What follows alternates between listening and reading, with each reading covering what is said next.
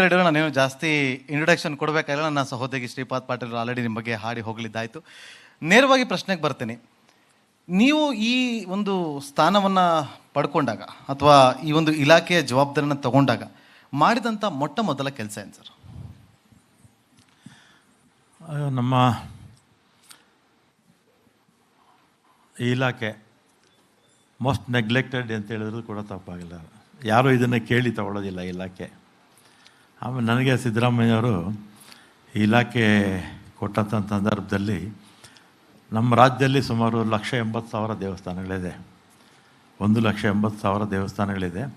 ಅದರಲ್ಲಿ ನಮ್ಮ ಮುಜರಾಯಿ ಸಂಬಂಧಪಟ್ಟಿರ್ತಕ್ಕಂಥ ದೇವಸ್ಥಾನಗಳು 34,566.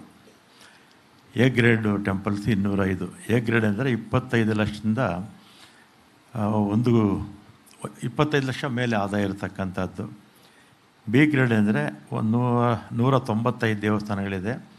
ಅದು 5 ಲಕ್ಷದಿಂದ 25 ಲಕ್ಷ ಇರ್ತಕ್ಕಂಥ ದೇವಸ್ಥಾನಗಳು. ಇವರು ಎಲ್ಲ ಸ್ವಾಯತ್ತ ಸಂಸ್ಥೆಗಳು. ಈ ಪೇಪರ್ಗಳಲ್ಲಿ ಸೋಷಿಯಲ್ ಮೀಡಿಯಾದಲ್ಲಿ ಮಿಸ್ಗೈಡ್ ಮಾಡ್ತಾರೆ. ಎಲ್ಲ ಇಷ್ಟು ದೇವಸ್ಥಾನಗಳಿಗೆ 8 ಜನ ಸದಸ್ಯರಿರ್ತಾರೆ, ಒಬ್ಬರು ಅಧ್ಯಕ್ಷರಿರ್ತಾರೆ. ಅವರು ಒಂದು ಸರ್ಕಾರ ಇದ್ದಂಗೆ, ಇಂಡಿಪೆಂಡೆಂಟ್ ಸರ್ಕಾರ ಇದ್ದಂಗೆ. ಒಂದು ದೇವಸ್ಥಾನದ ಹಣ ಇನ್ನೊಂದು ದೇವಸ್ಥಾನಕ್ಕೂ ಕೂಡ ಕೊಡೋಕ್ಕೂ ಆಗೋದಿಲ್ಲ. 1997ರಲ್ಲಿ ಜೆ ಎಚ್ ಪಟೇಲ್ರಿದ್ದಾಗ ಹೊಸ ಕಾಯ್ದೆ ತಂದರು, ರಾಜ್ಯ ಧಾರ್ಮಿಕ ಪರಿಷತ್ ಅಂತ. ಅದಕ್ಕೆ ಮುಂಚೆ ನಮ್ಮ ರಾಜ್ಯದಲ್ಲಿ ಈಗ ಬಾಂಬೆ ಕರ್ನಾಟಕದ್ದು ಒಂದು ಕಾರಣ ಇದ್ದಿತ್ತು. 56ರಲ್ಲಿ ನಮ್ಮೆಲ್ಲ ರಾಜ್ಯಗಳೆಲ್ಲ ಒಂದಾಯ್ತಲ್ಲ, ಬೇರೆ ಬೇರೆ ರಾಜ್ಯಗಳು ಕರ್ನಾಟಕ ಆಯ್ತಲ್ಲ. ಆಗ ಬಾಂಬೆ ಪ್ರದೇಶಕ್ಕೆ ಒಂದಿತ್ತು, ಕೊಡಗಿಗೆ ಒಂದಿತ್ತು, ಆಮೇಲೆ ಈ ಕಡೆ ಸೌತ್ ಕೆನರಾ ಅದೆಲ್ಲ ಇದರಲ್ಲಿತ್ತು, ಇಲ್ಲಿ ಚೆನ್ನೈಯಲ್ಲಿತ್ತು, ಆಮೇಲೆ ಬಳ್ಳಾರಿ ಅದೆಲ್ಲ ಆಂಧ್ರ ಪ್ರದೇಶ ಇತ್ತು, ನಮ್ಮದು ಹಳೆ ಮೈಸೂರು, ಈ ಥರ 7 ಕಾನೂನುಗಳಿತ್ತು. ಇದನ್ನೆಲ್ಲ ಸೇರಿಸಿ ಒಂದೇ ಕಾನೂನು ತಂದರು.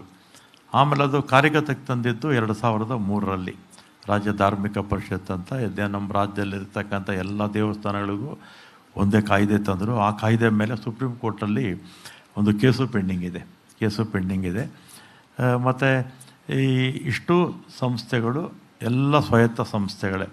ಯಾರು ಸರ್ಕಾರದ ಹಣ, ಈ ದೇವಸ್ಥಾನಗಳ ಹಣ ದೇವಸ್ಥಾನಕ್ಕೆ ಯಾವುದೇ ಕಾರಣಕ್ಕೂ 2003ರಿಂದ ಬರೋದಿಲ್ಲ.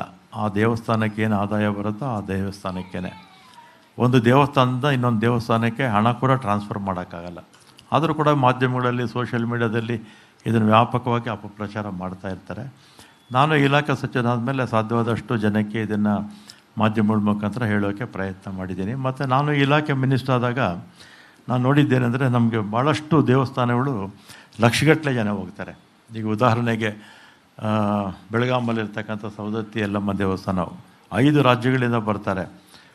ಕನಿಷ್ಠ 1 ಕೋಟಿ ಜನ ಆದರೂ ಬರ್ತಾರೆ. ಆದರೆ ಅಲ್ಲಿ ಫೆಸಿಲಿಟೀಸ್ ಸಾಕಷ್ಟು ಸೌಕರ್ಯಗಳಿಲ್ಲ. ಅಲ್ಲಿ ಈಗ ಒಂದು ಪ್ರಾಧಿಕಾರ ಮಾಡಿ, ಆ ಪ್ರಾಧಿಕಾರಕ್ಕೆ ಯಾರು ಆ ಕಾಲದಲ್ಲಿ ಮಿನಿಸ್ಟರ್ ಆಗಿರ್ತಾರೆ, ಕಾಲಕ್ಕೆ ಬದಲಾವಣೆ ಆಗ್ತಾರಲ್ಲ, ಅವರು ಅಧ್ಯಕ್ಷರಾಗಿರ್ತಾರೆ. ಒಂದು ಪ್ರಾಧಿಕಾರ ಮಾಡಿ ಈಗ ನಾವು ಒಂದು 205 ಕೋಟಿ ರೂಪಾಯಿಯಷ್ಟು 215 ಕೋಟಿ ಕೆಲಸಗಳನ್ನು ಪ್ರಾರಂಭ ಮಾಡಿದ್ದೀವಿ. ಯಾಕಂದರೆ 1 ಕೋಟಿ ಜನ ಬರುವಂಥ ಸಂದರ್ಭದಲ್ಲಿ ಎಲ್ಲ ಮೂಲಭೂತ ಸೌಕರ್ಯಗಳಿಲ್ಲ ಅಂತ ಹೇಳಿದ್ರೆ ತಪ್ಪಾಗುತ್ತೆ. ಅದು ಪ್ರಯತ್ನ ಮಾಡಿದ್ದೀವಿ. ಒಂದು 2 ವರ್ಷದಲ್ಲಿ ಇದೆಲ್ಲ ಕೂಡ ಮುಗಿಯುತ್ತೆ. ಅದೇ ರೀತಿ ಚಾಮುಂಡಿ ಬೆಟ್ಟ ಸುಮಾರು ಪ್ರತಿ ವರ್ಷ ಕನಿಷ್ಠ 50 ಲಕ್ಷ ಜನ ಹೋಗ್ತಾರೆ. ಆದರೆ ಅಲ್ಲಿರ್ತಕ್ಕಂಥ ಫೆಸಿಲಿಟೀಸು ಸಾಕಾಗಲ್ಲ. ಅದಕ್ಕೂ ಕೂಡ ಪ್ರಾಧಿಕಾರ ಮಾಡಿದ್ದೀವಿ. ಕೋರ್ಟಲ್ಲಿ ಸ್ವಲ್ಪ ಚಾಮುಂಡಿ ಬೆಟ್ಟಕ್ಕೆ ಪ್ರಾಧಿಕಾರ ಮಾಡಿದಾಗ ಒಂದಷ್ಟು ಕೇಸಿದೆ. ಅದರಿಂದ ಅಲ್ಲಿ ಮತ್ತು ಪ್ರಸಾದ್ ಸ್ಕೀಮಲ್ಲಿ 100 ಕೋಟಿ ಕೊಟ್ಟಿದ್ದಾರೆ ಕೇಂದ್ರ ಸರ್ಕಾರ. ಅವರು ಮಹಾರಾಜರ ಫ್ಯಾಮಿಲಿಯವರು ಕೋರ್ಟ್ಗೆ ಹೋಗಿರೋದ್ರಿಂದ ಅದು ಸ್ವಲ್ಪ ತಡ ಆಗಿದೆ. ಆಮೇಲೆ ನಮ್ಮ ಘಾಟಿ ಸುಬ್ರಹ್ಮಣ್ಯ, ನಮ್ಮ ಬೆಂಗಳೂರು ಪಕ್ಕದಲ್ಲೇ ಇರ್ತಕ್ಕಂಥದ್ದು, 25 ಲಕ್ಷ ಜನ ಹೋಗ್ತಾರೆ ಕನಿಷ್ಠ. ಹಾಗೆ ಈ ಸರ್ಪದೋಷಕ್ಕೆ ಹೆಚ್ಚು ಅಲ್ಲೆಲ್ಲ ಹೋಗ್ತಾರೆ, ಘಾಟಿ ಸುಬ್ರಹ್ಮಣ್ಯ, ಕುಕ್ಕೆ ಸುಬ್ರಹ್ಮಣ್ಯಗೆ. ಅಲ್ಲೂ ಕೂಡ ಫೆಸಿಲಿಟೀಸು ಇರಲಿಲ್ಲ. ಅಲ್ಲಿ ನಾವು ಹೋಗ್ತಕ್ಕಂಥ ಜನಕ್ಕೆ ಫೆಸಿಲಿಟೀಸ್ ಕೊಡಬೇಕು ಅಂತ ಅಲ್ಲೂ ಕೂಡ ಸಾಕಷ್ಟು ಕಾಮಗಾರಿಗಳಿಗೆ ಅನುಮೋದನೆ ಕೊಟ್ಟಿದ್ದೀವಿ. ಇದೆಲ್ಲ ಕೂಡ ಕಾರ್ಯರೂಪಕ್ಕೆ ಬರೋದಿಲ್ಲ, 2 ವರ್ಷ ಬೇಕು. ನಮ್ಮ ಈ ಸರ್ಕಾರದ ಅವಧಿಯಲ್ಲಿ ಇದೆಲ್ಲ ನಾನೇ ನೋಡ್ತೀನಿ ಅಂತ ಅಂದ್ಕೊಂಡಿದ್ದೀನಿ. ಅದಾದಮೇಲೆ ಹುಲಿಗಮ್ಮ, ನನ್ನ ಪ್ರಜಾವಾಣಿನಲ್ಲಿ ಒಂದು ಆರ್ಟಿಕಲ್ ನೋಡಿದೆ. ಏನೇನೂ ಅನುಕೂಲ ಇಲ್ಲ. ಪ್ರತಿ ಜಾತ್ರೆಗೆ ಹುಣ್ಣಿಮೆಗೆ 5 ಲಕ್ಷ 6 ಲಕ್ಷ ಜನ ಬರ್ತಾರೆ. ಆದರೆ ಶೌಚಾಲಯಗಳು ಒಂದು 100-150 ಇರ್ಬೋದು ಅಷ್ಟೇ. ಮಲಗೋಕ್ಕೂ ಜಾಗ ಇಲ್ಲ, ಎಲ್ಲ ಭಾಳ ಅವ್ಯವಸ್ಥೆ. ಆಮೇಲೆ ನಾನೇ ಅಲ್ಲಿ ಹೋಗಿ ಪ್ರಾಧಿಕಾರ ಮಾಡ್ತೀನಿ ಅಂತ ತೀರ್ಮಾನ ತಗೊಂಡು ಪ್ರಾಧಿಕಾರ ಮಾಡಿ ಹತ್ತಿರ ಒಂದು 60 ಕೋಟಿ ರೂಪಾಯಿ ಕೆಲಸಗಳು ಪ್ರಾರಂಭ ಮಾಡಿದ್ವಿ. ಅದರಲ್ಲಿ ದಾಸೋಹ ಭವನ, ರೂಮ್ಸು, ಮತ್ತು ಇದು ದೇವಸ್ಥಾನ ಸುತ್ತು ಪೌಳಿ ಅಂತೀವಿ, ಅದು ಎಲ್ಲ ಕೆಲಸಗಳು ಅನುಮೋದನೆ ಕೊಟ್ಟಿದ್ದೀವಿ. ಮತ್ತು ಹನ್ನೊಂದನೇ ತಾರೀಕು 2 ಕೆಲಸಕ್ಕೆ ಪೂಜೆ ಇಟ್ಕೊಂಡಿದ್ದೀವಿ. ಉಳಿದಿರ್ತಕ್ಕಂಥದ್ದು ಟೆಂಡರ್ ಆಗಿದೆ. ಅದೇ ರೀತಿ ಮಲೆ ಮಹದೇಶ್ವರ ಬೆಟ್ಟ, ಇದು ಭಾಳ ಹಿಂದೆಯೇ ಪ್ರಾರಂಭ ಆಯಿತು. ನಮ್ಮ ಮಹದೇವ್ ಪ್ರದಾಸ್ ಅವರು ಮಿನಿಸ್ಟರ್ ಆಗಿದ್ದಾಗ ಅವರು ಪ್ರಾರಂಭ ಮಾಡಿ ಈಗ ಸಾಕಷ್ಟು ಅಭಿವೃದ್ಧಿ ಅಲ್ಲಿ ಆಗಿದೆ. ಮತ್ತು ಇತ್ತೀಚೆಗೆ ನಮ್ಮ ಚಂದ್ರಗುತ್ತಿನಲ್ಲಿ ರೇಣುಕಾಂಬ ಕ್ಷೇತ್ರ ಹೊಸದಾಗಿ ಪ್ರಾಧಿಕಾರ ಮಾಡಿದ್ವಿ. ಅಲ್ಲಿ ಸಂಬಂಧಪಟ್ಟ ನಮ್ಮ ಶಾಸಕರು ಮಂತ್ರಿಗಳಾಗಿದ್ದಾರೆ, ಅವರ ಆಸಕ್ತಿಯಿಂದ ಅದನ್ನು ಮಾಡಿದ್ದೀವಿ. ಅದಾದಮೇಲೆ ಈಗ ಕುಕ್ಕೆ ಸುಬ್ರಹ್ಮಣ್ಯ, ಪ್ರತಿ ವರ್ಷ 1 ಕೋಟಿ ಜನ ಹೋಗ್ತಾರೆ. ಅಲ್ಲಿ ಸಾಕಷ್ಟು ಅನುಕೂಲಗಳಿಲ್ಲ. ಇರ್ತಕ್ಕಂಥ ಅನುಕೂಲಗಳು ಒಂದು ಅಪ್ ಟು ದ ಮಾರ್ಕ್ ಅಂತೀವಲ್ಲ, ಆ ರೀತಿ ಬರೋದಿಲ್ಲ. ಅದಕ್ಕೆ ಈಗ ನಿನ್ನೆ ಕ್ಯಾಬಿನೆಟ್ಟಲ್ಲಿ ಸುಮಾರು 610 ಕೋಟಿಗೆ ಅನುಮೋದನೆ ಕೊಟ್ಟಿದ್ದೀವಿ. ಇನ್ನೂ 1,000 ರೂಮ್ಸ್ ಬರುತ್ತೆ. ಕುಕ್ಕೆ ಸುಬ್ರಹ್ಮಣ್ಯ ಟೆಂಪಲ್ಗೋಸ್ಕರನೇ 610 ಕೋಟಿ ರೂಪಾಯಿ ಅನುಮೋದನೆ ಸಿಕ್ಕಿದೆಯಾ? ನಿನ್ನೆ ದೇವಸ್ಥಾನದೇ ದುಡ್ಡು, ಹೊರತನೇ ದುಡ್ಡಿತ್ತು. ಅಲ್ಲಿ ಮುಂದಕ್ಕೆ ಈಗ ಕೆಲಸ ಟೆಂಡರ್ ಕರೆದು ಎಲ್ಲ ಪ್ರಾರಂಭ ಆಗಿ 1-2 ವರ್ಷದಲ್ಲಿ ಸಾಕಷ್ಟು ಬದಲಾವಣೆನ ನಾವು ಮಾಡ್ಬೋದು.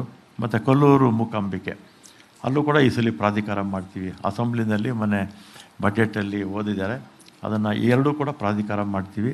ಏನಾದರೂ ಇದೆಲ್ಲ ಕೂಡ 25 ಲಕ್ಷದಿಂದ 1 ಕೋಟಿ ಜನ ಹೋಗ್ತಕ್ಕಂಥ ದೇವಸ್ಥಾನಗಳು. ಇಲ್ಲಿ ಹೆಚ್ಚು ನಾವು ಆದ್ಯತೆ ಕೊಡಬೇಕು, ಜನ ಹೆಚ್ಚು ಹೋಗೋ ಕಡೆ ಅಂಥೇಳಿ ಈ ಕಾರ್ಯಕ್ರಮಗಳನ್ನ ಹಾಕ್ಕೊಂಡಿದ್ದೀವಿ. ಇದೆಲ್ಲ ಪ್ರಾರಂಭ ಆಗಿ ಒಂದು ಸ್ಟೇಜಿಗೆ ಬರೋಷ್ಟೊತ್ತಿಗೆ ಹತ್ತಿರ 3 ವರ್ಷ ಆಯಿತು. ಇನ್ನೊಂದು 2 ವರ್ಷದಲ್ಲಿ ಇಷ್ಟು ಕ್ಷೇತ್ರಗಳು ಅಭಿವೃದ್ಧಿ ಅಂತ ಖಂಡಿತ ಆಗುತ್ತೆ. ಮುಂದಕ್ಕೆ ಯಾರೋ ನಡೆಸ್ಕೊಂಡು ಹೋಗ್ತಾರೆ ಅಂತ ನನ್ನ. ಇನ್ನೊಂದು ಇಂಟ್ರೆಸ್ಟಿಂಗ್ ಅನಿಸಿದ್ದು ರಾಮಲಿಂಗಾರೆಡ್ಡಿ, ನೀವು ಇಲಾಖೆ ರೆಡ್ಡಿ ನಾನೇನು ಜಾಸ್ತಿ ಇಂಟ್ರೊಡಕ್ಷನ್ ಕೊಡಬೇಕಾಗಿಲ್ಲ. ನನ್ನ ಸಹೋದರಿ ಶ್ರೀಪಾದ್ ಪಾಟೀಲ್ ಆಲ್ರೆಡಿ ನಿಮ್ಮ ಬಗ್ಗೆ ಹಾಡಿ ಹೋಗಲಿದ್ದಾಯಿತು. ನೇರವಾಗಿ ಪ್ರಶ್ನೆಗೆ ಬರ್ತೀನಿ. ನೀವು ಈ ಒಂದು ಸ್ಥಾನವನ್ನು ಪಡ್ಕೊಂಡಾಗ ಅಥವಾ ಈ ಒಂದು ಇಲಾಖೆಯ ಜವಾಬ್ದಾರಿನ ತಗೊಂಡಾಗ ಮಾಡಿದಂಥ ಮೊದಲ ಕೆಲಸ ಏನು ಸರ್? ನಮ್ಮ ಇಲಾಖೆ ಮೋಸ್ಟ್ ನೆಗ್ಲೆಕ್ಟೆಡ್ ಅಂತ ಹೇಳಿದ್ರು ಕೂಡ ತಪ್ಪಾಗಿಲ್ಲ. ಯಾರೂ ಇದನ್ನು ಕೇಳಿ ತಗೊಳ್ಳೋದಿಲ್ಲ ಇಲಾಖೆ. ಆಮೇಲೆ ನನಗೆ ಸಿದ್ದರಾಮಯ್ಯವರು ಇಲಾಖೆ ಕೊಟ್ಟಂಥ ಸಂದರ್ಭದಲ್ಲಿ ನಮ್ಮ ರಾಜ್ಯದಲ್ಲಿ ಸುಮಾರು 1,80,000 ದೇವಸ್ಥಾನಗಳಿದೆ. 1,80,000 ದೇವಸ್ಥಾನಗಳಿದೆ. ಅದರಲ್ಲಿ ನಮ್ಮ ಮುಜರಾಯಿ ಸಂಬಂಧಪಟ್ಟಿರ್ತಕ್ಕಂಥ ದೇವಸ್ಥಾನಗಳು 34,566. A grade temples 205. A grade ಅಂದರೆ 25 ಲಕ್ಷದಿಂದ 25 ಲಕ್ಷ ಮೇಲೆ ಆದಾಯ ಇರತಕ್ಕಂಥದ್ದು.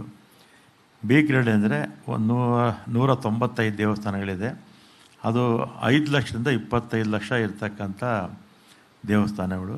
ಇವರು ಎಲ್ಲ ಸ್ವಾಯತ್ತ ಸಂಸ್ಥೆಗಳು. ಈ ಪೇಪರ್ಗಳಲ್ಲಿ ಸೋಷಿಯಲ್ ಮೀಡಿಯಾದಲ್ಲಿ ಮಿಸ್ಗೈಡ್ ಮಾಡ್ತಾರೆ. ಇಷ್ಟು ದೇವಸ್ಥಾನಗಳಿಗೆ 8 ಜನ ಸದಸ್ಯರಿರ್ತಾರೆ, ಒಬ್ಬರು ಅಧ್ಯಕ್ಷರಿರ್ತಾರೆ. ಅವರು ಒಂದು ಸರ್ಕಾರ ಇದ್ದಂಗೆ, ಇಂಡಿಪೆಂಡೆಂಟ್ ಸರ್ಕಾರ ಇದ್ದಂಗೆ. ಒಂದು ದೇವಸ್ಥಾನದ ಹಣ ಇನ್ನೊಂದು ದೇವಸ್ಥಾನಕ್ಕೂ ಕೂಡ ಕೊಡೋಕ್ಕೂ ಆಗೋದಿಲ್ಲ. 1997ರಲ್ಲಿ ಜೆ.ಎಚ್. ಪಟೇಲ್ರಿದ್ದಾಗ ಹೊಸ ಕಾಯ್ದೆ ತಂದರು, ರಾಜ್ಯ ಧಾರ್ಮಿಕ ಪರಿಷತ್ ಅಂತ. ಅದಕ್ಕೆ ಮುಂಚೆ ನಮ್ಮ ರಾಜ್ಯದಲ್ಲಿ ಈಗ ಬಾಂಬೆ ಕರ್ನಾಟಕದ್ದು ಒಂದು ಇದಿತ್ತು. 56ರಲ್ಲಿ ನಮ್ಮ ಎಲ್ಲ ರಾಜ್ಯಗಳೆಲ್ಲ ಒಂದಾಯ್ತಲ್ಲ, ಬೇರೆ ಬೇರೆ ರಾಜ್ಯಗಳು ಕರ್ನಾಟಕ ಆಯ್ತಲ್ಲ. ಆಗ ಬಾಂಬೆ ಪ್ರದೇಶಕ್ಕೆ ಒಂದಿತ್ತು, ಕೊಡಗಿಗೆ ಒಂದಿತ್ತು, ಆಮೇಲೆ ಈ ಕಡೆ ಸೌತ್ ಕೆನರಾ ಅದೆಲ್ಲ ಇದರಲ್ಲಿತ್ತು, ಇಲ್ಲಿ ಚೆನ್ನೈಯಲ್ಲಿತ್ತು, ಆಮೇಲೆ ಬಳ್ಳಾರಿ ಅದೆಲ್ಲ ಆಂಧ್ರ ಪ್ರದೇಶ ಇತ್ತು, ನಮ್ಮದು ಹಳೆ ಮೈಸೂರು, ಈ ಥರ 7 ಕಾನೂನುಗಳಿತ್ತು. ಇದನ್ನೆಲ್ಲ ಸೇರಿಸಿ ಒಂದೇ ಕಾನೂನು ತಂದರು. ಆಮೇಲೆ ಅದು ಕಾರ್ಯಗತಕ್ಕೆ ತಂದಿದ್ದು 2003ರಲ್ಲಿ ರಾಜ್ಯ ಧಾರ್ಮಿಕ ಪರಿಷತ್ ಅಂತ. ನಮ್ಮ ರಾಜ್ಯದಲ್ಲಿರ್ತಕ್ಕಂಥ ಎಲ್ಲ ದೇವಸ್ಥಾನಗಳಿಗೂ ಒಂದೇ ಕಾಯ್ದೆ ತಂದರು. ಆ ಕಾಯ್ದೆ ಮೇಲೆ ಸುಪ್ರೀಂ ಕೋರ್ಟಲ್ಲಿ ಒಂದು ಕೇಸು ಪೆಂಡಿಂಗ್ ಇದೆ. ಮತ್ತು ಇಷ್ಟು ಸಂಸ್ಥೆಗಳು ಎಲ್ಲ ಸ್ವಾಯತ್ತ ಸಂಸ್ಥೆಗಳೇ. ಯಾರು ಸರ್ಕಾರದ ಹಣ, ಈ ದೇವಸ್ಥಾನಗಳ ಹಣ ದೇವಸ್ಥಾನಕ್ಕೆ ಯಾವುದೇ ಕಾರಣಕ್ಕೂ 2003ರಿಂದ ಬರೋದಿಲ್ಲ. ಆ ದೇವಸ್ಥಾನಕ್ಕೆ ಏನು ಆದಾಯ ಬರುತ್ತೋ ಆ ದೇವಸ್ಥಾನಕ್ಕೇ. ಒಂದು ದೇವಸ್ಥಾನದಿಂದ ಇನ್ನೊಂದು ದೇವಸ್ಥಾನಕ್ಕೆ ಹಣ ಕೂಡ ಟ್ರಾನ್ಸ್ಫರ್ ಮಾಡೋಕ್ಕಾಗಲ್ಲ. ಆದರೂ ಕೂಡ ಮಾಧ್ಯಮಗಳಲ್ಲಿ, ಸೋಷಿಯಲ್ ಮೀಡಿಯಾದಲ್ಲಿ ಇದನ್ನು ವ್ಯಾಪಕವಾಗಿ ಅಪಪ್ರಚಾರ ಮಾಡ್ತಾ ಇರ್ತಾರೆ. ನಾನು ಇಲಾಖೆ ಸಚಿವನಾದ ಮೇಲೆ ಸಾಧ್ಯವಾದಷ್ಟು ಜನಕ್ಕೆ ಇದನ್ನು ಮಾಧ್ಯಮಗಳ ಮುಖಾಂತರ ಹೇಳೋಕ್ಕೆ ಪ್ರಯತ್ನ ಮಾಡಿದ್ದೀನಿ. ಮತ್ತು ನಾನು ಇಲಾಖೆ ಮಿನಿಸ್ಟರ್ ಆದಾಗ ನಾನು ನೋಡಿದ್ದೇನೆಂದರೆ, ನಮಗೆ ಭಾಳಷ್ಟು ದೇವಸ್ಥಾನಗಳು ಲಕ್ಷಗಟ್ಟಲೆ ಜನ ಹೋಗ್ತಾರೆ. ಈಗ ಉದಾಹರಣೆಗೆ ಬೆಳಗಾಮಲ್ಲಿರ್ತಕ್ಕಂಥ ಸವದತ್ತಿ ಯಲ್ಲಮ್ಮ ದೇವಸ್ಥಾನ 5 ರಾಜ್ಯಗಳಿಂದ ಬರ್ತಾರೆ. ಕನಿಷ್ಠ 1 ಕೋಟಿ ಜನ ಆದರೂ ಬರ್ತಾರೆ. ಆದರೆ ಅಲ್ಲಿ ಫೆಸಿಲಿಟೀಸ್ ಇಲ್ಲ, ಫೆಸಿಲಿಟೀಸ್ ಸಾಕಷ್ಟು ಸೌಕರ್ಯಗಳಿಲ್ಲ. ಅಲ್ಲಿ ಈಗ ಒಂದು ಪ್ರಾಧಿಕಾರ ಮಾಡಿ, ಆ ಪ್ರಾಧಿಕಾರಕ್ಕೆ ಯಾರು ಆ ಕಾಲದಲ್ಲಿ ಮಿನಿಸ್ಟರ್ ಆಗಿರ್ತಾರೆ, ಕಾಲಕ್ಕೆ ಬದಲಾವಣೆ ಆಗ್ತಾರಲ್ಲ, ಅವರು ಅಧ್ಯಕ್ಷರಾಗಿರ್ತಾರೆ. ಒಂದು ಪ್ರಾಧಿಕಾರ ಮಾಡಿ ಈಗ ನಾವು ಒಂದು 205 ಕೋಟಿ ರೂಪಾಯಿಯಷ್ಟು 215 ಕೋಟಿ ಕೆಲಸಗಳನ್ನು ಪ್ರಾರಂಭ ಮಾಡಿದ್ದೀವಿ. ಯಾಕಂದರೆ 1 ಕೋಟಿ ಜನ ಬರುವಂಥ ಸಂದರ್ಭದಲ್ಲಿ ಎಲ್ಲ ಮೂಲಭೂತ ಸೌಕರ್ಯಗಳಿಲ್ಲ ಅಂತ ಹೇಳಿದ್ರೆ ತಪ್ಪಾಗುತ್ತೆ. ಅದು ಪ್ರಯತ್ನ ಮಾಡಿದ್ದೀವಿ. ಒಂದು 2 ವರ್ಷದಲ್ಲಿ ಇದೆಲ್ಲ ಕೂಡ ಮುಗಿಯುತ್ತೆ. ಅದೇ ರೀತಿ ಚಾಮುಂಡಿ ಬೆಟ್ಟ ಸುಮಾರು ಪ್ರತಿ ವರ್ಷ ಕನಿಷ್ಠ 50 ಲಕ್ಷ ಜನ ಹೋಗ್ತಾರೆ. ಆದರೆ ಅಲ್ಲಿರ್ತಕ್ಕಂಥ ಫೆಸಿಲಿಟೀಸು ಸಾಕಾಗಲ್ಲ. ಅದಕ್ಕೂ ಕೂಡ ಪ್ರಾಧಿಕಾರ ಮಾಡಿದ್ದೀವಿ. ಕೋರ್ಟಲ್ಲಿ ಸ್ವಲ್ಪ ಚಾಮುಂಡಿ ಬೆಟ್ಟಕ್ಕೆ ಪ್ರಾಧಿಕಾರ ಮಾಡಿದಾಗ ಒಂದಷ್ಟು ಕೇಸ್ ಇದೆ. ಅದರಿಂದ ಅಲ್ಲಿ ಮತ್ತು ಪ್ರಸಾದ್ ಸ್ಕೀಮಲ್ಲಿ 100 ಕೋಟಿ ಕೊಟ್ಟಿದ್ದಾರೆ ಕೇಂದ್ರ ಸರ್ಕಾರ. ಅವರು ಮಹಾರಾಜರ ಫ್ಯಾಮಿಲಿಯವರು ಕೋರ್ಟ್ಗೆ ಹೋಗಿರೋದ್ರಿಂದ ಸ್ವಲ್ಪ ತಡ ಆಗಿದೆ. ಆಮೇಲೆ ನಮ್ಮ ಘಾಟಿ ಸುಬ್ರಹ್ಮಣ್ಯ, ನಮ್ಮ ಬೆಂಗಳೂರು ಪಕ್ಕದಲ್ಲೇ ಇರ್ತಕ್ಕಂಥದ್ದು, 25 ಲಕ್ಷ ಜನ ಹೋಗ್ತಾರೆ ಕನಿಷ್ಠ. ಯಾಕೆ ಈ ಸರ್ಪದೋಷಕ್ಕೆ ಹೆಚ್ಚು ಅಲ್ಲೆಲ್ಲ ಹೋಗ್ತಾರೆ, ಘಾಟಿ ಸುಬ್ರಹ್ಮಣ್ಯ, ಕುಕ್ಕೆ ಸುಬ್ರಹ್ಮಣ್ಯಗೆ. ಅಲ್ಲೂ ಕೂಡ ಫೆಸಿಲಿಟೀಸು ಇರಲಿಲ್ಲ. ಅಲ್ಲಿ ನಾವು ಹೋಗ್ತಕ್ಕಂಥ ಜನಕ್ಕೆ ಫೆಸಿಲಿಟೀಸ್ ಕೊಡಬೇಕು ಅಂತ ಅಲ್ಲೂ ಕೂಡ ಸಾಕಷ್ಟು ಕಾಮಗಾರಿಗಳಿಗೆ ಅನುಮೋದನೆ ಕೊಟ್ಟಿದ್ದೀವಿ. ಇದೆಲ್ಲ ಕೂಡ ಕಾರ್ಯರೂಪಕ್ಕೆ ಬರೋದು 2 ವರ್ಷ ಬೇಕು.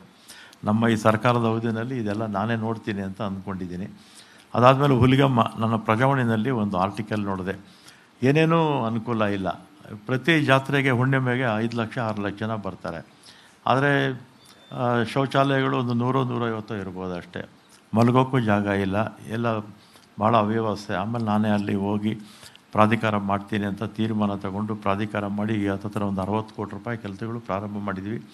ಅದರಲ್ಲಿ ದಾಸೋಹ ಭವನ, ರೂಮ್ಸು, ಮತ್ತು ಇದು ದೇವಸ್ಥಾನ ಸುತ್ತುಪೌಳಿ ಅಂತೀವಿ, ಅದು ಎಲ್ಲ ಕೆಲಸಗಳು ಅನುಮೋದನೆ ಕೊಟ್ಟಿದ್ದೀವಿ. ಮತ್ತು 11ನೇ ತಾರೀಕು 2 ಕೆಲಸಕ್ಕೆ ಪೂಜೆ ಇಟ್ಕೊಂಡಿದ್ದೀವಿ. ಉಳಿದಿರ್ತಕ್ಕಂಥದ್ದು ಟೆಂಡರ್ ಆಗಿದೆ. ಅದೇ ರೀತಿ ಮಲೆ ಮಹದೇಶ್ವರ ಬೆಟ್ಟ, ಇದು ಭಾಳ ಹಿಂದೆಯೇ ಪ್ರಾರಂಭ ಆಯಿತು. ನಮ್ಮ ಮಹದೇವ್ ಪ್ರದಾಸ್ ಅವರು ಮಿನಿಸ್ಟರ್ ಆಗಿದ್ದಾಗ ಅವರು ಪ್ರಾರಂಭ ಮಾಡಿ ಈಗ ಸಾಕಷ್ಟು ಅಭಿವೃದ್ಧಿ ಅಲ್ಲಿ ಆಗಿದೆ. ಮತ್ತು ಇತ್ತೀಚೆಗೆ ನಮ್ಮ ಚಂದ್ರಗುತ್ತಿನಲ್ಲಿ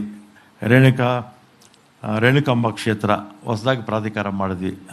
ಅಲ್ಲಿ ಸಂಬಂಧಪಟ್ಟ ನಮ್ಮ ಶಾಸಕರು ಈಗ ಮಂತ್ರಿಗಳಾಗಿದ್ದಾರೆ, ಅವರ ಆಸಕ್ತಿಯಿಂದ ಅದನ್ನು ಮಾಡಿದ್ದೀವಿ. ಅದಾದಮೇಲೆ ಈಗ ಕುಕ್ಕೆ ಸುಬ್ರಹ್ಮಣ್ಯ, ಪ್ರತಿ ವರ್ಷ 1 ಕೋಟಿ ಜನ ಹೋಗ್ತಾರೆ. ಅಲ್ಲಿ ಸಾಕಷ್ಟು ಅನುಕೂಲಗಳಿಲ್ಲ. ಇರ್ತಕ್ಕಂಥ ಅನುಕೂಲಗಳು ಒಂದು ಅಪ್ ಟು ದ ಮಾರ್ಕ್ ಅಂತೀವಲ್ಲ, ಆ ರೀತಿ ಬರೋದಿಲ್ಲ. ಅದಕ್ಕೆ ಈಗ ನಿನ್ನೆ ಕ್ಯಾಬಿನೆಟ್ಟಲ್ಲಿ ಸುಮಾರು 610 ಕೋಟಿಗೆ ಅನುಮೋದನೆ ಕೊಟ್ಟಿದ್ದೀವಿ. ಇನ್ನೂ 1,000 ರೂಮ್ಸ್ ಬರುತ್ತೆ. ಕುಕ್ಕೆ ಸುಬ್ರಹ್ಮಣ್ಯ ಟೆಂಪಲ್ಗೋಸ್ಕರನೇ 610 ಕೋಟಿ ರೂಪಾಯಿ ಅನುಮೋದನೆ ಸಿಕ್ಕಿದೆಯಾ? ನಿನ್ನೆ ದೇವಸ್ಥಾನದ ದುಡ್ಡು, ಹೊರತನೇ ದುಡ್ಡಿತ್ತು.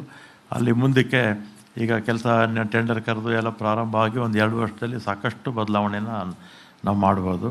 ಮತ್ತು ಕೊಲ್ಲೂರು ಮೂಕಾಂಬಿಕೆ, ಅಲ್ಲೂ ಕೂಡ ಈ ಸಲ ಪ್ರಾಧಿಕಾರ ಮಾಡ್ತೀವಿ. ಅಸೆಂಬ್ಲಿನಲ್ಲಿ ಮೊನ್ನೆ ಬಜೆಟಲ್ಲಿ ಓದಿದ್ದಾರೆ, ಅದನ್ನು 2 ಕೂಡ ಪ್ರಾಧಿಕಾರ ಮಾಡ್ತೀವಿ. ಏನಾದರೂ ಇದೆಲ್ಲ ಕೂಡ 25 ಲಕ್ಷದಿಂದ 1 ಕೋಟಿ ಜನ ಹೋಗ್ತಕ್ಕಂಥ ದೇವಸ್ಥಾನಗಳು. ಇಲ್ಲಿ ಹೆಚ್ಚು ನಾವು ಆದ್ಯತೆ ಕೊಡಬೇಕು, ಜನ ಹೆಚ್ಚು ಹೋಗೋ ಕಡೆ ಅಂಥೇಳಿ ಈ ಕಾರ್ಯಕ್ರಮಗಳನ್ನ ಹಾಕ್ಕೊಂಡಿದ್ದೀವಿ. ಇದೆಲ್ಲ ಪ್ರಾರಂಭ ಆಗಿ ಒಂದು ಸ್ಟೇಜಿಗೆ ಬರೋಷ್ಟೊತ್ತಿಗೆ ಹತ್ತಿರ 3 ವರ್ಷ ಆಯಿತು. ಇನ್ನೊಂದು 2 ವರ್ಷದಲ್ಲಿ ಇಷ್ಟು ಕ್ಷೇತ್ರಗಳು ಅಭಿವೃದ್ಧಿ ಅಂತ ಖಂಡಿತ ಆಗುತ್ತೆ. ಮುಂದಕ್ಕೆ ಯಾರೋ ನಡೆಸ್ಕೊಂಡು ಹೋಗ್ತಾರೆ ಅಂತ ನನ್ನ. ಇನ್ನೊಂದು ಇಂಟ್ರೆಸ್ಟಿಂಗ್ ಅನಿಸಿದ್ದು ರಾಮಲಿಂಗಾರೆಡ್ಡಿ, ನೀವು